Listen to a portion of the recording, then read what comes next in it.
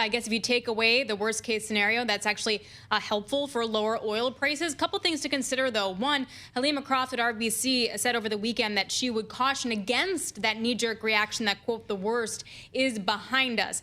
Now, the other factor to consider here, irrespective of the supply issue that may or may not happen with Iran, is the demand side. So there's been a lot of stockpiling by China, a lot of stockpiling by other countries within the West as well. Iran was also exporting a lot more than normal before these strikes took place, and China was really stockpiling them, meaning that they're not going to be that huge demand pull if something does happen to the oil supply. Second, JP Morgan says that without any drama, they see a mid-60s range for oil for the remainder of 2025. So in essence, a WTI at 69, there's still even a little bit more geopolitical premium baked in.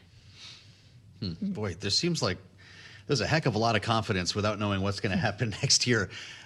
Alix, how much of this rides on this tit for tat ending here? We've talked about any number of attempts that Iran could make to interrupt energy flows. We've heard about the Strait of Hormuz and so forth.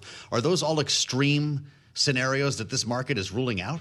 I mean, pretty much at this point. Like, ruling out the Strait of Hormuz was really about taking out a lot of geopolitical risk premium within the oil price. That is clearly the absolute worst case scenario. There are some things that range, like if you take out 1.75 million barrels of oil a day, this is Goldman Sachs saying this, then you'd see oil rise to $90 a barrel. If the oil through the Strait of Hormuz were to drop by just 50%, remember 20 million barrels of oil a day of fuel and oil flows through that, reduce that to 50%, and you could see oil maybe 10% higher for another 11 months. So clearly, that's the worst case scenario. That clearly is not happening at this moment. Can we rule it out altogether? Halima Croft says, no, you can't. But it doesn't mean that it actually will happen. Many say that that would wind up hurting everybody, including Iran. However, you have to make an argument, too, that why would Iran want to cut off any oil supply to China? But again, like I mentioned, China's been stockpiling, right? So the immediate impact might not be that bad. And when you have nothing to lose, there's still that risk that should be calculated within the market.